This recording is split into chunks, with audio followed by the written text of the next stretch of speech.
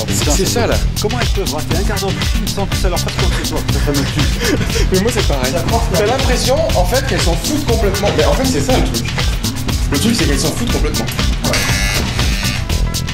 Storum.com c'est quoi? Storum.com, c'est un espace où les hommes peuvent partager leur vécu. D'accord, messieurs, si je vous dis par exemple, avec toi on peut pas parler, je suis certain que vous avez déjà entendu cette phrase. Exactement. Et il y en a plein d'autres comme ça. Une bonne gnocchi, ça fait pas de mal hein. C'est bien présenté en plus hein. Voilà, nous avec nous on peut pas parler. Tout le monde parle avec nous toute la journée avec grand plaisir. Et dès qu'on rentre chez nous et qu'on argumente sur tel ou tel sujet, on peut pas parler. T'as l'impression que tu l'as tiré par terre avec ça.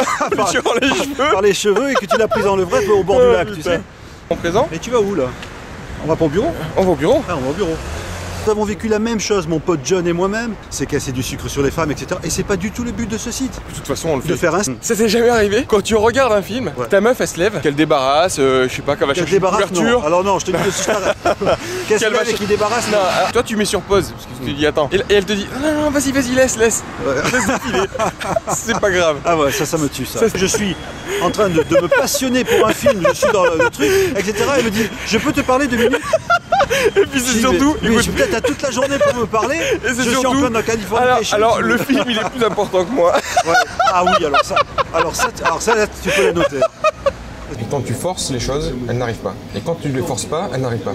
Donc en fait, il y a des fois, il n'y a rien à faire. C'est qu'elles ne doivent pas arriver, tout simplement. Exactement. Donc il faut au départ qu'il y ait une véritable relation de confiance. Qu'on se dise, voilà, on est là pour discuter, pour que tous les deux, on aille mieux. À partir du moment où cette confiance est établie, d'accord, que chacun évoque ce qu'il ressent, son parcours, pourquoi est-ce qu'il est comme ci, pourquoi est-ce qu'il est comme ça, etc. Et que si dans ce moment qui pourrait être catalogué de faiblesse, que l'autre n'en profite pas pour essayer d'écraser la personne en lui disant, tu vois, tu as mis le doigt sur telle et telle chose, tu vois bien que tu n'es pas dans ton état normal, et boum, et boum, et boum.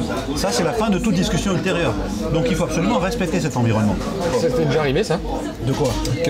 Que elles viennent te voir et qu'elles te disent j'ai envie de discuter et que toi t'es pas envie? Tu parles de envie, le mot il traite. Si tu veux, envie, j'ai pas envie, mais je dois le faire. Pour moi, la communication est primordiale. Ça t'est déjà arrivé de refuser la discussion. Elles viennent pour discuter et que tu ne veuilles pas. Écoutez, de mémoire, pour être honnête, non. Alors est-ce que ça veut dire que en règle générale les filles, quand il y a un souci, elles essayent de le résoudre d'une façon qui est autre que la discussion frontale?